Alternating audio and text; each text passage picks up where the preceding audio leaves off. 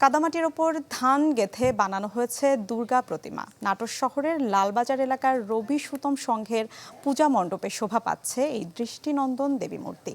উৎসুক জনতা ছুটে আসছেন ব্যতিক্রমী এই শিল্পের টানে।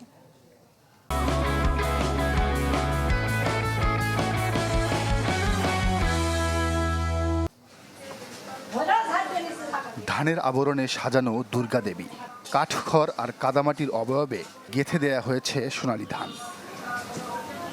ধান দিয়ে ব্যতিক্রমী এই দেবী মূর্তি গড়ার উদ্যোগ নেয় নাটোরের লালবাজার এলাকার রবি সুতন সংঘ। নিখুঁত শিল্পটির স্রষ্টা বিশ্বজিৎ পাল ও গোপাল চন্দ্র পাল। শিল্পীরা জানান ১১ ফুট উচ্চতার দুর্গা প্রতিমাটি বানাতে ব্যবহার করা হয়েছে ৫০ কেজি ধান। সময় লেগেছে ১ মাসেরও বেশি। আমি চেষ্টা করলাম যে এবার একটা নতুনত্ব কিছু করার, ধান দিয়ে করব। তো এই নিয়ে আমি আমার পাড়ার কমিটির সাথে কথা বললাম, কদমতলা কমিটির সাথে কথা বলার পর তারাও সম্মতি দিল। ফার্স্টে কাঠাম তৈরি করা হয়, তারপরে খ্যাট দিয়ে বুন্দি তৈরি করা হয়, বুন্দি জোড়ানো হয়, তারপরে তার উপরে মাটি দিতে হয়। মাটি দেওয়ার পরে মুখ তৈরি করে, মুখ সেট করে, তারপরে শুকানোর পরে ওই আয়কা আঠা দিয়ে ধান সেট করা হয়। প্রতিমা দেখতে প্রতিদিনই ভিড় করছেন দূর দূরান্তের দর্শনার্থীরা। আমি বগুড়া থেকে আসছি এখানে মেয়ের বাড়িতে, আসে ওখানে একটা প্রতিমা দেখতে আসছি। আসে আমার ধান দিয়ে বানানো প্রতিমাটা খুবই সুন্দর লাগিছে। জয় কালীবাড়ি নাটোরের অনেক পুরাতন একটা মন্দির, পারিবারিক।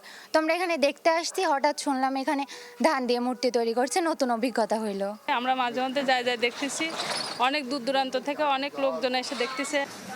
পূজার এই আয়োজন সবার নজর কাড়বে বলে আশা আয়োজকদের।